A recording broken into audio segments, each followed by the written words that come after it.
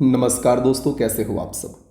दोस्तों, एमपीपीएससी ने राज्य सेवा परीक्षा 2025 का नोटिफिकेशन जारी कर दिया है। जैसा कि उम्मीद थी 31 दिसंबर 2024 तक एमपीपीएससी इस नोटिफिकेशन को जारी करेगा, तो ऐसा एमपीपीएससी ने किया। और दोस्तों, प्रारंभिक परीक्षा की दिनांक हम सभी जानते हैं 16 फरवरी 2025 निर्धारित करी गई है, तो आपको इसको अंतिम मानकर चलना है। अब चर्चा कर लेते हैं कि आखिर इस एग्ज़ाम के लिए आवेदन या ऑनलाइन एप्लीकेशन फॉर्म कब से शुरू हो रहे हैं। तो 3 जनवरी से लेकर 17 जनवरी दोपहर 12 बजे तक आप इस एग्ज़ाम के लिए एप्लीकेशन फॉर्म भर सकते हैं। दोस्तों, सिर्फ 15 दिवस का समय इस बार एमपीपीएससी ने आवेदन करने के लिए दिया है। सामान्यतः एमपीपीएससी 1 माह का समय दिया करता था, इस बात को आपको ध्यान रखना है। अब बात करते हैं कि आयु की गणना कैसे होगी। तो आपकी आयु दोस्तों 1 जनवरी 2025 के परिप्रेक्ष्य में मापी जाएगी और जन्म तिथि आपकी कौन सी मान्य होगी। तो अभ्यर्थी की 10वीं की जो हाई स्कूल की अंक सूची में अंकित जन्म तिथि है उसको ही माना जाएगा। इस बात को ध्यान रखना है, ठीक। फिर दोस्तों, हमें चर्चा करनी है कितने पद निकाले गए हैं, क्या पात्रता है। सभी विद्यार्थी जानते हैं कि राज्य सेवा परीक्षा हेतु सभी स्नातक उत्तीर्ण अथवा स्नातक के अंतिम वर्ष में अध्ययनरत अभ्यर्थी पात्र हैं। अर्थात जिन्होंने अपनी ग्रेजुएशन कंप्लीट कर ली है या ग्रेजुएशन के अंतिम वर्ष में अध्ययनरत हैं, वे सभी अभ्यर्थी इस परीक्षा के फॉर्म को फिल कर सकते हैं। बाकी सारी चीज़ें आप यहाँ पर इस नोटिफिकेशन में देख सकते हैं। और दोस्तों, प्रवेश पत्र की बात करें तो 11 फरवरी 2025 को आपका एडमिट कार्ड यहाँ पर अपलोड कर दिया जाएगा। परीक्षा के नियम आप यहाँ पर देख सकते हैं और बाकी सारी चर्चाएं भी आप इस नोटिफिकेशन में यहाँ पर जो एमपीपीएससी ने आपसे करना चाहा है आप यहाँ पर पढ़ सकते हैं या देख सकते हैं। इस नोटिफिकेशन को मैंने अपने टेलीग्राम चैनल पर आप सभी के समक्ष साझा किया। अब सीधी चर्चा करते हैं हम पदों की। तो दोस्तों, इस बार एमपीपीएससी ने जो पद निकाले हैं उनकी संख्या है कुल 158। इनको बढ़ाया भी जा सकता है, इस बात को आपको ध्यान रखना है। लेकिन क्या पदों की संख्या में बढ़ोतरी होगी या नहीं, इस बारे में कोई भी व्यक्ति पूरे आत्मविश्वास के साथ आपसे कुछ नहीं कह सकता। तो आपको जो 158 पद एमपीपीएससी ने आपके लिए निकाले हैं, आपको इनको ही अंतिम मानकर तैयारी करनी है। और यदि पद बढ़ते हैं तो इसको आपके लिए बोनस मान के चलना है और निराश नहीं होना कि उम्मीद तो 300 प्लस 400 प्लस पदों की थी वर्ष 2025 के लिए, लेकिन एमपीपीएससी ने तो सिर्फ 158 पद ही निकाले हैं। निराश इसलिए नहीं होना है क्योंकि गेम जितना डिफिकल्ट होगा उसको खेलने में उतना ज़्यादा मज़ा आना चाहिए। सीधा सा कॉन्सेप्ट है। फॉर एग्जाम्पल, यदि आप बैडमिंटन खेलें अभी और आपको बैडमिंटन हम 4 साल के बच्चे के साथ खिलवाएं तो आप नहीं खेलेंगे। आप कहेंगे कि आपके लिए थोड़ा सा स्ट्रॉन्ग प्लेयर चाहिए आपके साथ बैडमिंटन खेलने के लिए, जो आपकी क्षमता के हिसाब से बैडमिंटन खेलता हो। तो आपके लिए अपनी क्षमता को कमतर नहीं आंकना है। 158 पद भी आपके लिए बहुत ज़्यादा है और यदि पद बढ़ते हैं तो फिर वो आपका बोनस है, इस बात को आपको ध्यान रखना है, ठीक। तो फिलहाल हम चर्चा कर लेते हैं किस प्रकार से पद निकाले गए। सबसे पहले मैं आपसे एक बात और कर लेता हूं कि जो नायब तहसीलदार का पद है उसका ग्रेड पे यहाँ पर 5400 दर्शाया गया है। इसके पहले एमपीपीएससी इसको 3600 ग्रेड पे पर प्रकाशित करती थी, तो इस बात को आपको ध्यान रखना है। हो सकता है कि अब एनटी का ग्रेड पे, नायब तहसीलदार का ग्रेड पे 5400 कर दिया हो, और यह भी हो सकता है कि यहाँ पर मिसप्रिंट हो गया हो। ऐसा मैं क्यों कह रहा हूँ, क्योंकि आपको यहाँ पर कनिष्ठ लेखा अधिकारी का जो पद है उसके विभाग को देखें तो यहाँ पर मध्य प्रदेश लोक सेवा आयोग लिखा गया है। इसमें भी मुझे डाउट है कि हो सकता है यहाँ पर भी मिसप्रिंट हो गया हो। तो जो 5400 ग्रेड पे दिखाया जा रहा है, ऐसी आशंका मुझे यहाँ पर भी है। फिर बाकी एमपीपीएससी सारी चीज़ों को बढ़िया तरीके से जानता है। अब हम चर्चा करते हैं कि आखिर किस डिपार्टमेंट में किस पोस्ट के लिए कितनी वैकेंसी निकाली गई हैं। तो सबसे पहले बात करते हैं डिप्टी कलेक्टर की। दोस्तों, कुल पद हैं 10, जिसमें से 87% भाग में शामिल है और एक पद है प्राविधिक भाग में। इस प्रकार से कुल 10 पद निकाले गए हैं डिप्टी कलेक्टर के।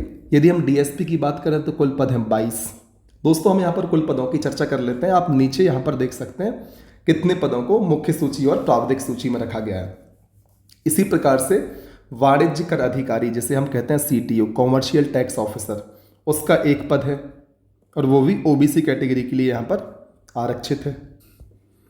फिर दोस्तों वित्त विभाग के अंतर्गत मध्य प्रदेश वित्त सेवा में यहाँ पर कुल एक पद निकाला गया है और जो कि एससी कैटेगरी के लिए रिजर्व रखा गया है। इसी प्रकार से दोस्तों मुख्य नगर पालिका अधिकारी क्लास 2, इसका भी एक पद और एक पद, कुल 2 पद निकाले गए दोस्तों, जिसमें से एक पद ईडब्ल्यूएस के लिए और एक पद एसटी कैटेगरी के आरक्षित हैं। तो दोस्तों जो पद जितने भी निकाले गए किस कैटेगरी के लिए हैं उसको आप खुद से देखें। मैं यहाँ पर कुल पदों की चर्चा कर लेता हूँ। इसी प्रकार से दोस्तों सहायक संचालक उद्योग एडीआई, असिस्टेंट डायरेक्टर इंडस्ट्री, इसके कुल 3 पद आपको यहाँ पर देखने को मिलेंगे। इसी प्रकार से असिस्टेंट डायरेक्टर जनसंपर्क विभाग, यहाँ पर कुल 2 पद निकाले गए हैं। सहायक कल्याण आयुक्त, दोस्तों यह पद श्रम विभाग के अंतर्गत निकाला गया है, तो मेरे हिसाब से सहायक श्रम आयुक्त इसका नाम हुआ करता था। यहाँ पर इस बार सहायक कल्याण आयुक्त लिखा हुआ है, तो इसका कुल 1 पद है। इसकी चर्चा आगे कभी की जाएगी, जो भी हो फिर इसके बारे में। फिर दोस्तों इसके अलावा अतिरिक्त सहायक विकास आयुक्त, मुख्य कार्यपालन अधिकारी जनपद पंचायत, जिसे हम कहते हैं जनपद सीईओ, चीफ एग्जीक्यूटिव ऑफिसर जनपद पंचायत, इसके कुल दोस्तों 10 पद निकाले गए हैं। इसी प्रकार से विकास खंड अधिकारी के कुल 3 पद हैं। बाल विकास परियोजना अधिकारी के दोस्तों कुल 65 पद निकाले गए हैं। और दोस्तों आप यहाँ पर ग्रेड पे भी देख सकते हैं, विकास खंड अधिकारी का जो पद है उसका 3600 ग्रेड पे है, जो जनपद सीईओ का पद है उसका ग्रेड पे 4200 है। इसके अलावा विकास खंड महिला सशक्तिकरण अधिकारी, इसके कुल दोस्तों 6 पद हैं। इसी प्रकार से नायब तहसीलदार के कुल 3 पद हैं।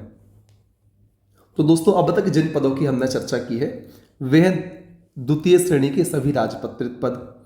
इसके अलावा दोस्तों अब हम बात करते हैं तृतीय श्रेणी के जो पद एमपीपीएससी ने इस बार निकाले हैं, कार्यपालिक पद है। तो उसमें दोस्तों वाणिज्य कर निरीक्षक कुल 5 पद, मुख्य नगर पालिका अधिकारी श्रेणी गा, इसके कुल 2 पद हैं। सहकारिता विस्तार अधिकारी या सहकारिता निरीक्षक, जिसे हम कॉर्पोरेटिव इंस्पेक्टर भी कहते हैं, इसके कुल 7 पद निकाले गए हैं। फिर दोस्तों कनिष्ठ लेखा अधिकारी, इसका 1 पद है और इसके अलावा मध्य प्रदेश अधीनस्थ लेखा सेवा के कुल 14 पद निकाले गए हैं। और दोस्तों जितने भी पद यहाँ पर तृतीय श्रेणी कार्यपालिक हैं उनका ग्रेड पे 3600 रखा गया है। इस प्रकार से कुल 158 पद इस बार एमपीपीएससी ने इस नोटिफिकेशन में हमारे समक्ष प्रस्तुत किए हैं। और यहाँ पर दोस्तों फिर से विज्ञापन तिथि और सारी चीज़ें दर्शाई गई हैं कि आप विज्ञापन जारी हुआ है कब, 31 दिसंबर 2024 को। 3 जनवरी से 17 जनवरी तक दोपहर 2 बजे तक आप इन पदों के लिए ऑनलाइन एप्लीकेशन फॉर्म को फिल कर सकते हैं।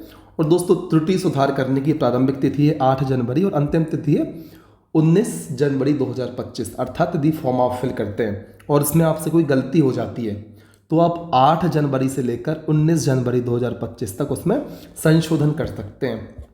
इसके अलावा दोस्तों 11 फरवरी को आपके पास प्रवेश पत्र उपलब्ध करवा दिया जाएगा और दोस्तों परीक्षा फिर होनी है 16 फरवरी को। इतनी चीज़ें आपको ध्यान रखनी है।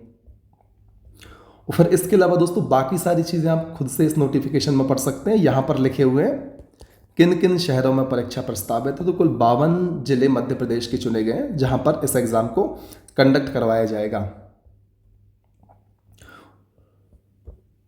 और इसके अलावा जो शारीरिक मापदंड है, जैसे कि गृह विभाग, वाणिज्य कर, आबकारी विभाग, जेल विभाग, परिवहन विभाग के जो भी वर्दीधारी पद हैं, इनके लिए निम्नानुसार शारीरिक मापदंड रखे गए हैं। इस प्रकार से आप इनको पढ़ सकते हैं। शारीरिक मापदंड दोस्तों हर पद के लिए नहीं है, तो जिन पदों के लिए उनके लिए आप इस कॉलम में इसको देख सकते हैं। उम्मीद है इतनी सारी चीज़ें क्लियर होंगी। और दोस्तों जो यहाँ पर आयु सीमा वगैरह है, आप इस नोटिफिकेशन के माध्यम से इसमें देख सकते हैं। और यदि कोई भी डाउट आपको रहता है तो आप कमेंट सेक्शन के माध्यम से मुझसे उन डाउट को पूछ सकते हैं, उनके समाधान करने का प्रयास मेरे द्वारा किया जाएगा। उम्मीद है इतनी सारी चीज़ें आपके लिए एकदम क्रिस्टल क्लियर होंगी। कोई भी डाउट होता है, कोई भी प्रश्न होता है नोटिफिकेशन को लेकर, एग्ज़ाम को लेकर, तो कमेंट सेक्शन में आप मुझे ज़रूर अवगत कराएं। मेरा प्रयास रहेगा कि जल्दी से जल्दी आपकी जो समस्या है उसका समाधान किया जाए। तो फिर मिलते हैं दोस्तों अगले वीडियो में। तब तक के लिए लगातार मेहनत करते रहे, आगे बढ़ते रहे, और दोस्तों तब तक ना रुकें जब तक आपको आपका लक्ष्य प्राप्त नहीं होता। जय हिंद, वंदे मातरम।